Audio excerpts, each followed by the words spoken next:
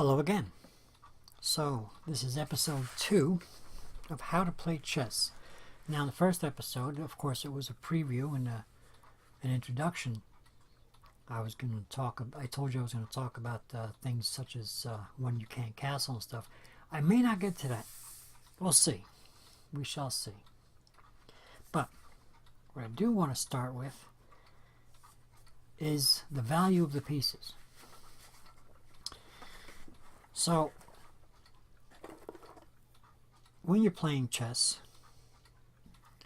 there are times when you capture, and you make sacrifices, or you capture and you wonder if you should not capture, or whether you should capture, and things of this nature.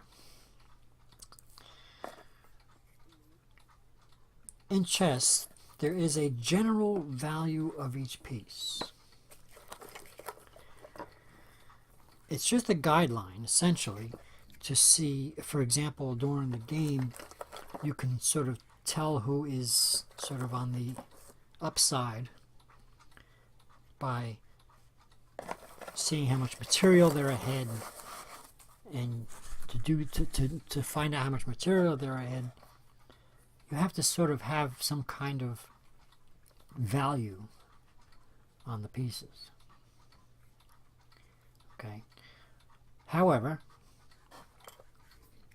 it's sort of not really a grain of salt thing. It's more of a general rule. Because there are times when the position that you have is so much better than your opponent's. You may be down in material, but your opponent can do nothing to stop you from checkmating him, for example.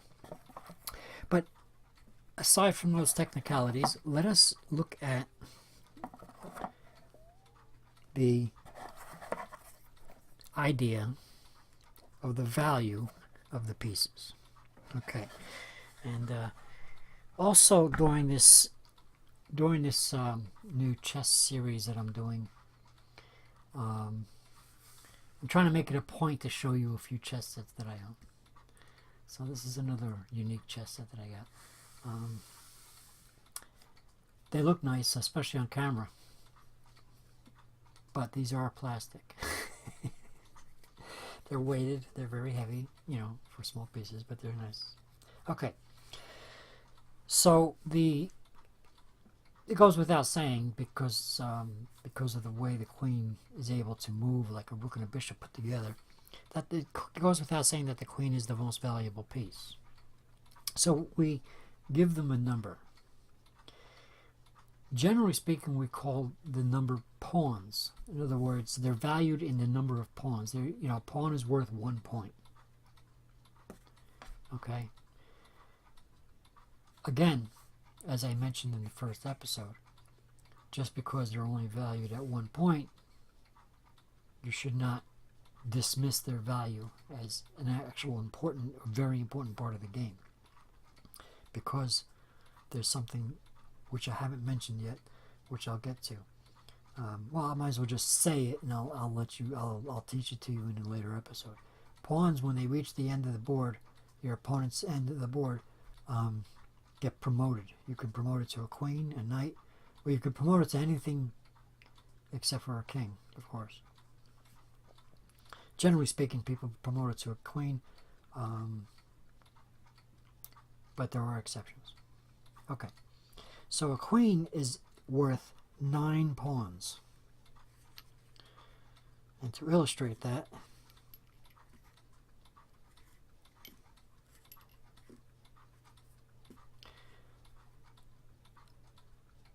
a queen is worth 9 pawns. Okay? Or 9 points. So the queen is a major piece.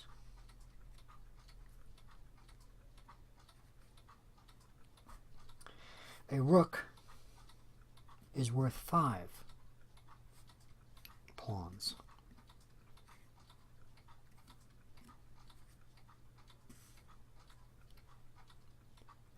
Okay. It is also a major piece. So they call pieces major pieces and minor pieces. So knights and bishops are minor pieces. And a knight and a bishop is said to both be worth approximately the same. However, it is thought that the knight is worth about a quarter of a pawn more, generally speaking. But for the purposes of the beginning, they're essentially worth 3 points. It's often, bishops and knights are often traded, concurrently. I often trade a knight for a bishop or a bishop for a knight. So they're worth 3 each. And later on we'll talk, perhaps if I get into more like if I get towards the more technical part of the game, I could explain why the knight might be considered to be worth more.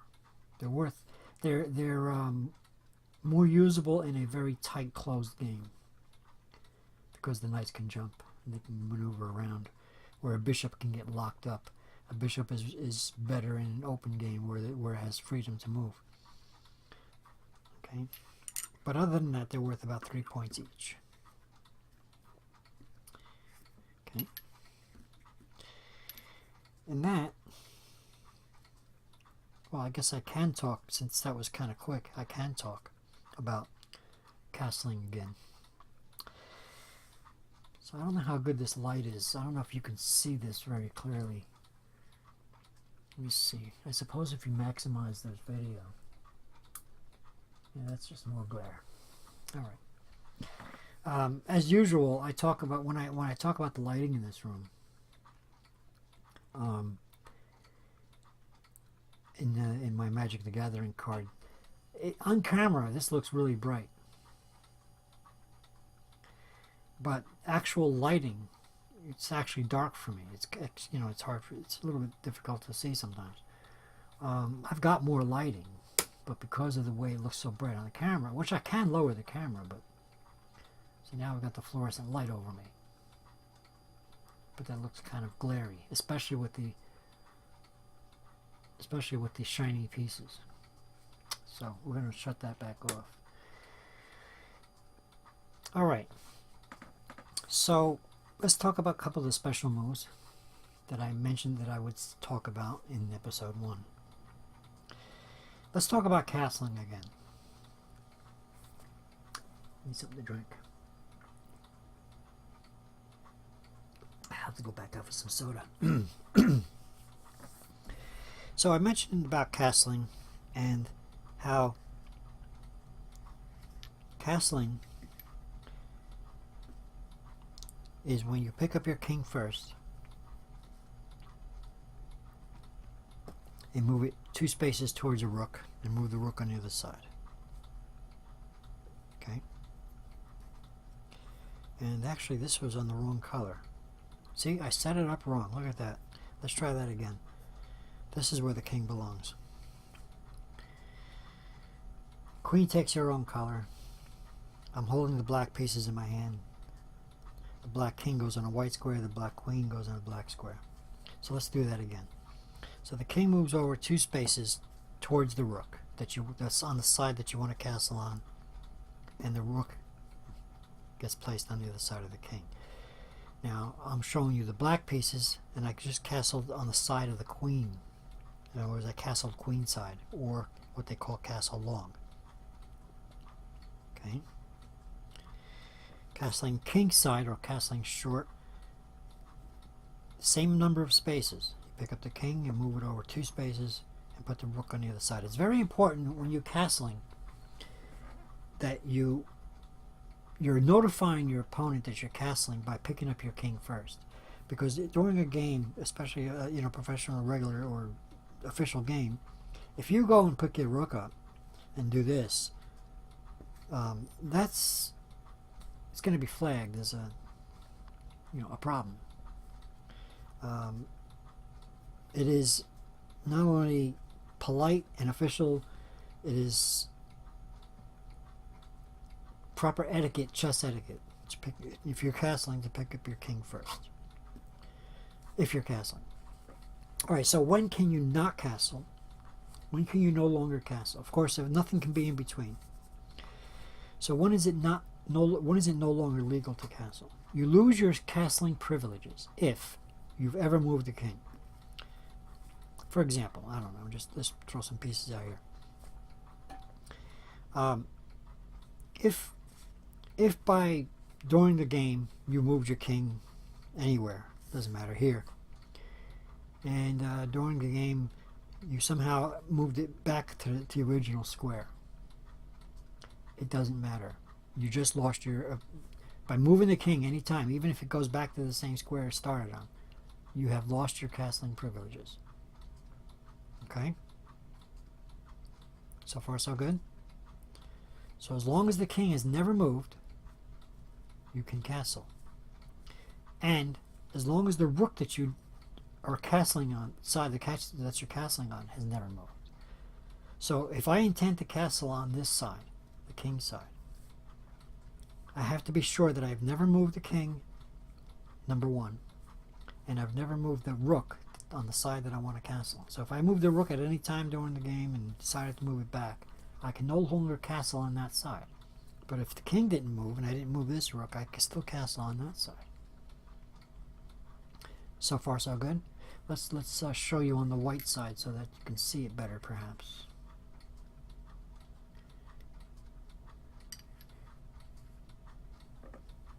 Oops, I took the king away. Okay. So let's do that again. Castling queen side. It's castling long. You're still moving the king 2 spaces towards the rook that you want to castle, towards the rook side that you want to castle on. Okay. If I want to castle king side, pick up the king and move it 2 spaces towards the rook on that side. It's always 2 spaces.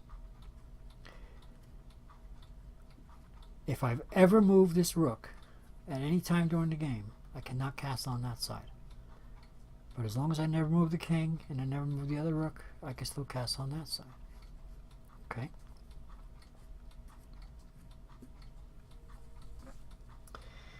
Now, suppose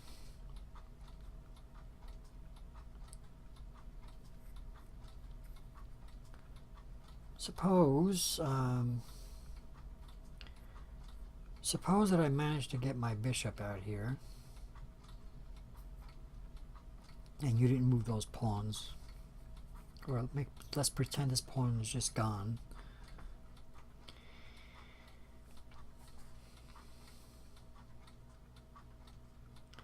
Well, first of all, let's do both at the same time. Let's do both bishops.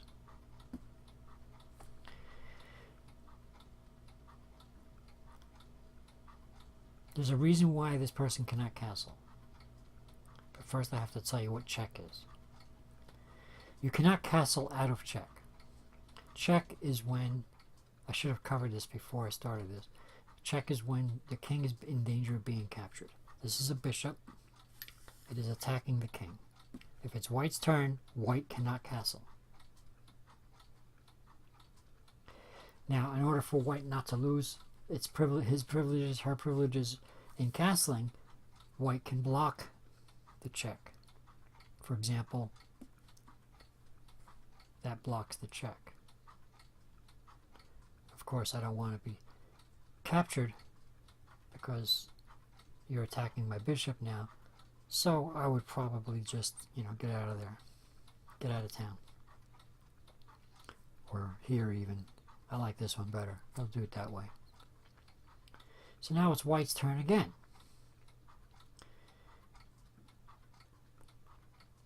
Unfortunately, if white wants to castle on the side where there's lots of pawns protecting, white still cannot castle, because you cannot castle past a square that's being attacked. And I call that castling through a check. So you cannot castle out of check, you cannot castle through a check. I know that sounds funny, but In other words, this bishop is attacking this square. So this king is not allowed to pass over that square. This square is being attacked. So you cannot move the king into check. You can't move the king past the square that's being attacked. So the king cannot castle on this side. He or she can castle, however, on this side because there's nothing attacking. So white can castle on that side.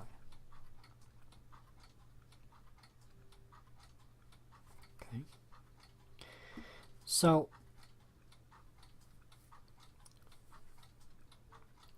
let's look at it another way. Now, if the rook is being attacked, you could still castle, as long as your king doesn't pass through the attacked square. Okay, and it can't castle out of check. Let's look at it another way. Let's bring the queen out here. Okay, so you can see that the queen,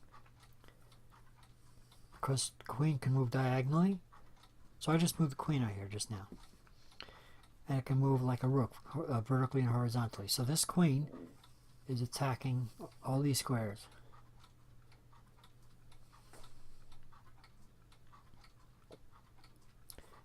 The white cannot castle on this side because white's king would have to pass over this square, which is being controlled by this queen. White can, however, castle on this side because there's nothing attacking those squares. The pawns are protecting all those squares.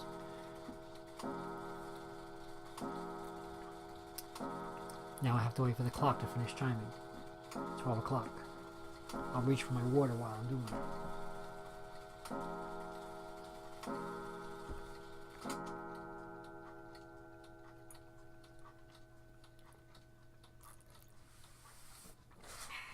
Okay.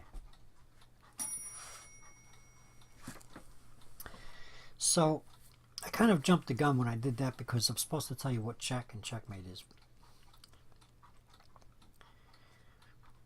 So those are the rules of castling. You can castle as long as you've never moved the king and never moved the rook on the side that you want to castle on. You cannot castle out of check. You cannot castle past the square. You cannot put this king past the square that is being attacked, so you can't castle through a check. Okay? So what is check and what is checkmate?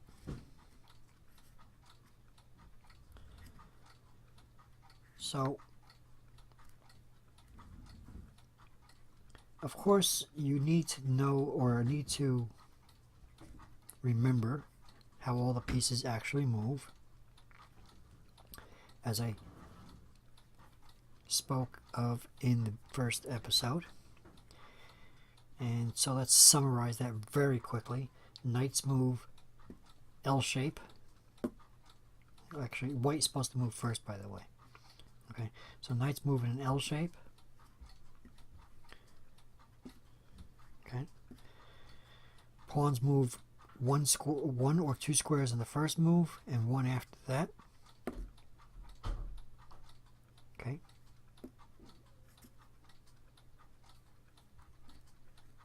Bishops move diagonally. Okay.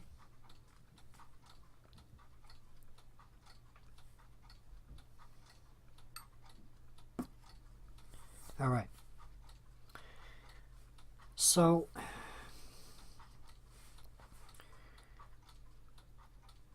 right now, white is threatening this knight, black is threatening this knight, etc. This is what's going on. Bishops move diagonally, so they also capture diagonally. Same goes for this one. This knight is attacking this pawn, but white's knight is protecting it because knights move in an L shape. 2, 1, 1, 2. Okay.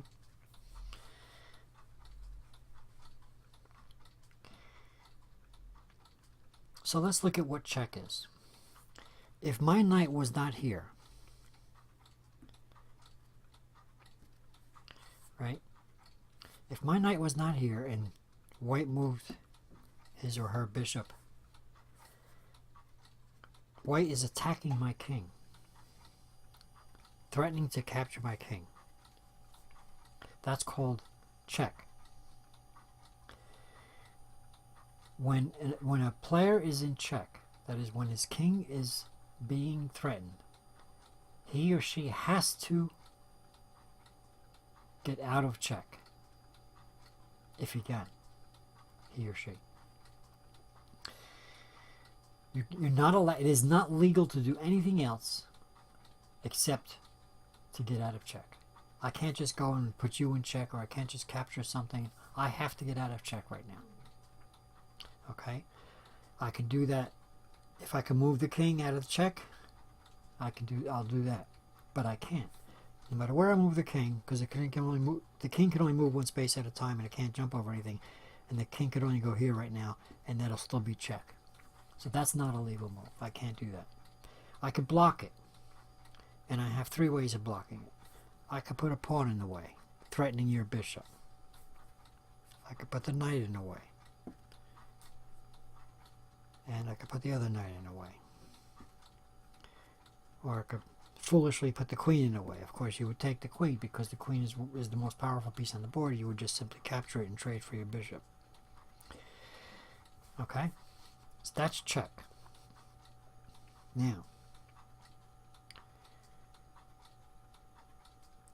checkmate is when there's no way out of check.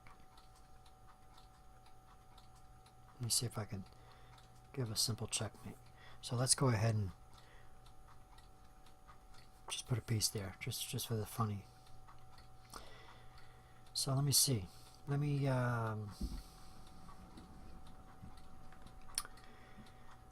find a way to. Okay. Suppose I did this. I'll put the queen here. Now I'm not actually moving pieces. I'm just sort of putting them there. I'm going to put the queen here. I'm just going to pretend that somehow the queen got there. And I'm going to say that somehow my bishop somehow managed to get over here. Okay. Now, if this bishop was not here, and let's take this. No, that's good. That's good. If this bishop was not here, and I foolishly went like this, take this pawn, and said check. That's check. It's not checkmate. Why is that not checkmate? Because the king can capture the queen. So that would be a foolish move for me to do. However,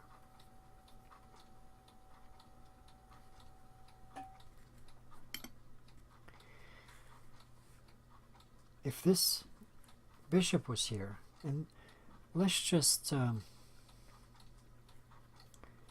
say it is black's move right now, because right now, if it was white's move, white could capture the bishop, but let's just ignore that. So it's black's move, but this time I got a bishop here. Remember, king cannot move into a check. King cannot go into being in danger. Now if I take this pawn with the queen,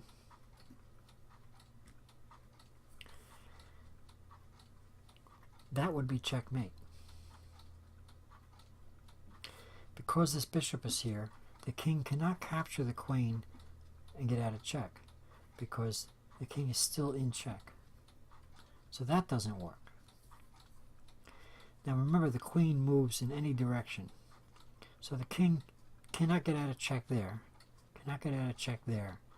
Okay? That is checkmate. There's no way of blocking it. There's no way to capture the queen. The game is over. The king is dead. Okay? That's the difference between check and checkmate. There's many ways to checkmate. That was just something I just threw there, but just because the pieces were all on the board. Okay?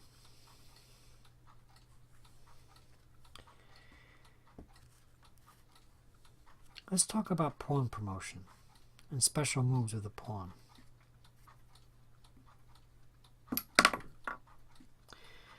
Actually, I'm putting all the pieces back, and I need to get rid of some. Okay, well, let's just take them all off again. Alright, let's just look at the pawns for now. Alright, take some of them away. So, when a pawn reaches the opponent's end of the board, okay, let's just take these pieces out of here too.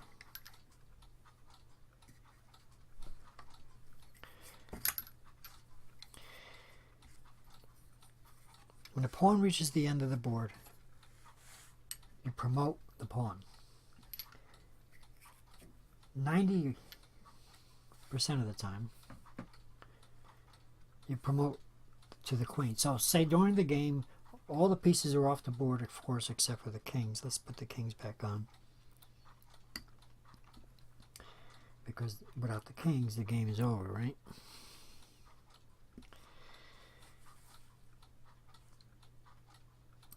If I were to get a pawn on your side of the board all the way to the end, I could ask for my queen back.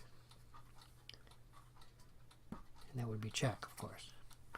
You would move, etc. There are times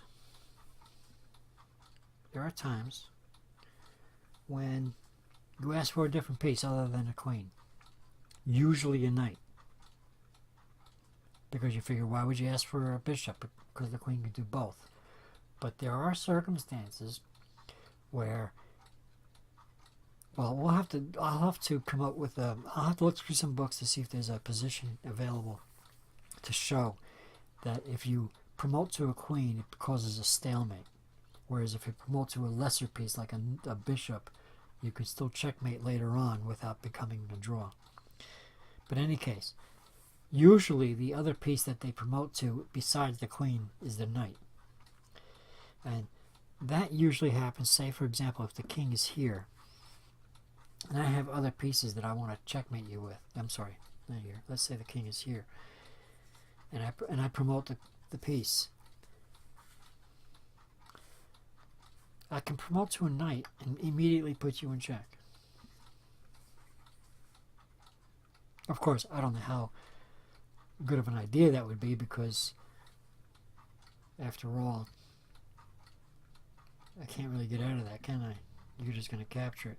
Unless, of course, I have some other piece there to protect the space. For example, if I had a white squared bishop there, I would be able to move the knight in a place where it's protected.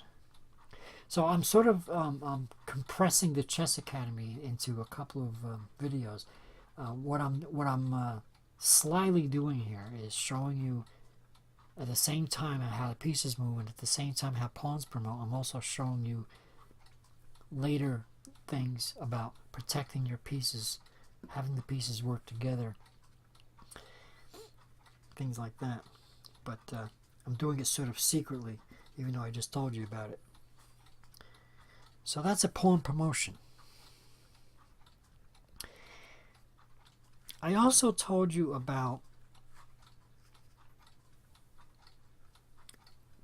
special moves of the pawn. I'm just going to put all the pawns back on.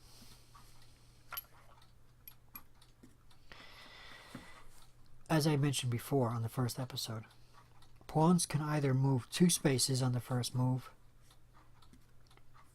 or 1 space.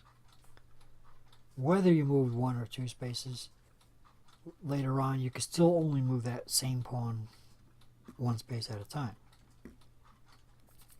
I also told you that pawns do not capture face on. These pawns are blocked. Pawns do, however, capture diagonally. Okay?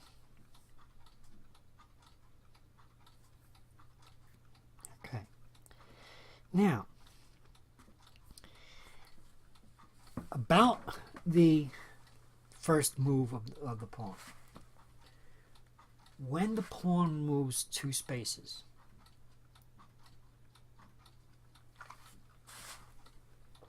there is a special rule that applies only to the fact that the pawn can move 2 spaces on its first move.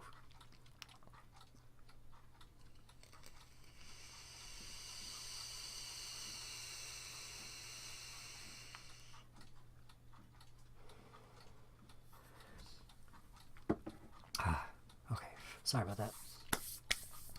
So during the game, say you manage to get, all right, let's just, I don't know, move anything else, it doesn't matter. Okay, say you manage to get onto your 5th square. 1, 2, 3, 4, 5, right? Now it's my move. And remember, the pawns that are on a starting space on the original squares have a choice to move 1 or 2 spaces. Now, either of these 2 pawns,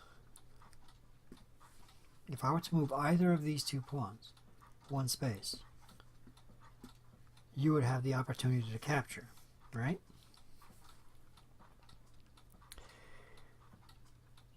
But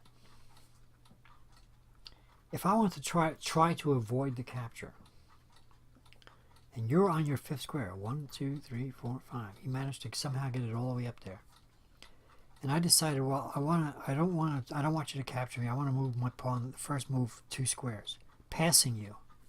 I want you to see that clearly. I'm moving it 2 spaces to pass you.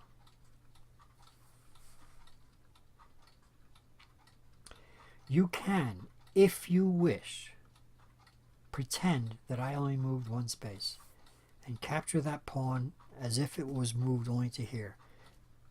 And that is called en passant, or en passant. It's French for in passing. However, you have to decide to do that now or forever hold your peace. If you decide to do anything else, and I move something else, you cannot do that now. You cannot do that now. If you want to capture this pawn in passing, you have to do it on that move, on your very next move. In other words, I do this, you have to decide right now to do that, to in pass, otherwise you can't do it later. Okay? And that goes for this pawn too. Same thing. Okay? That's a very special pawn capture move. And it's only because pawns capture diagonally. Okay?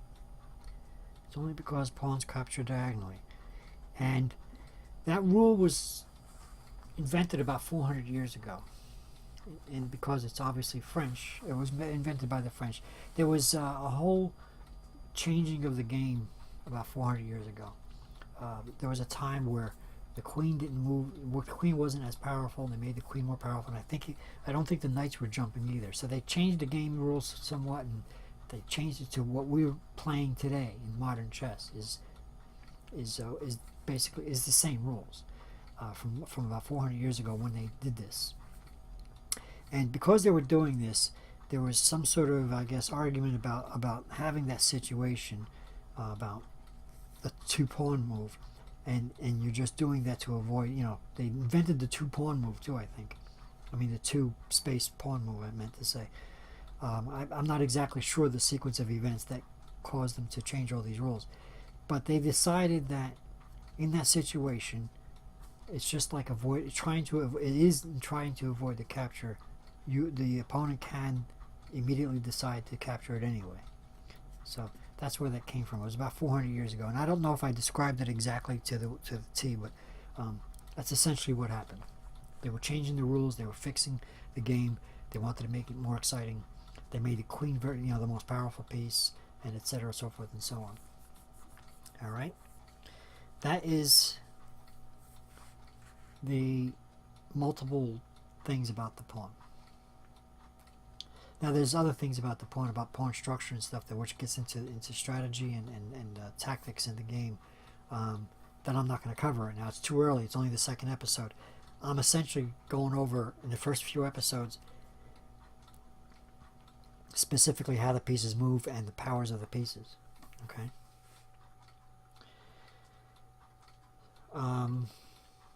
So that covers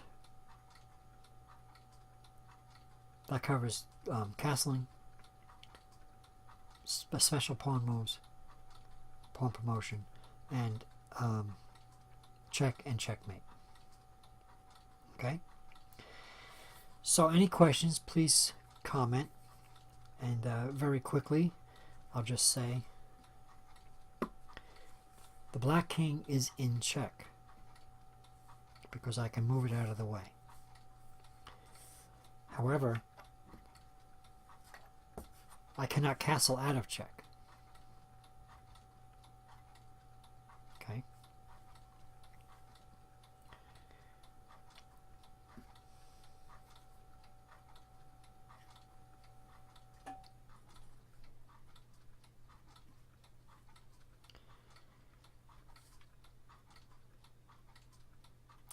Sometimes it comes up that when you castle,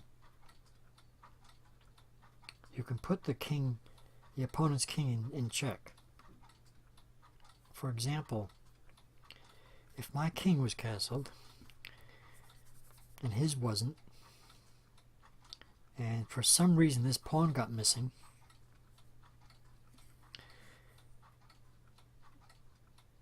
no, that doesn't work, right? I'll figure this out. There are times where you can castle and put your opponent in check at the same time.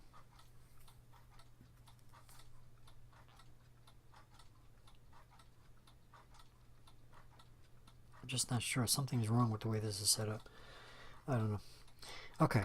Well, I'm starting to get rambling now.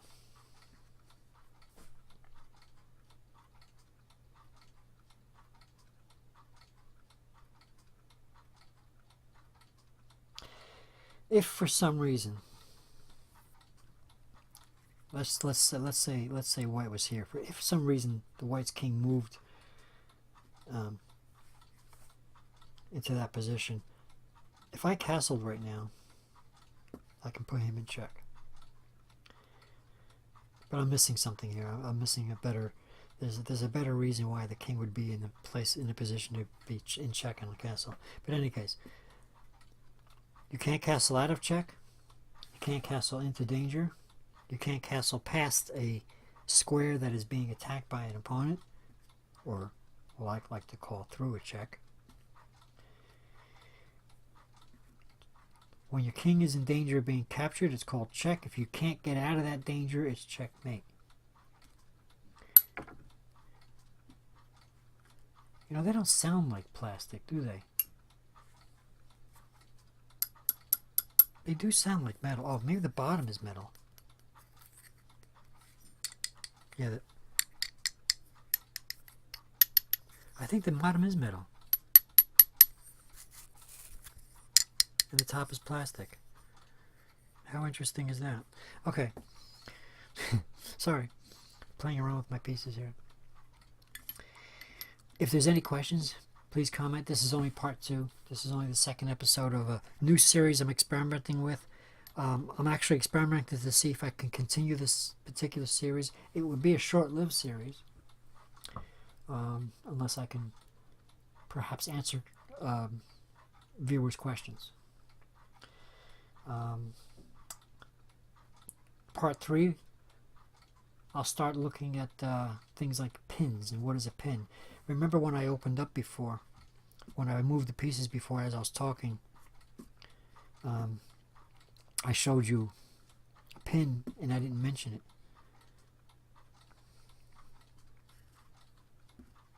I don't know. Let's just continue this.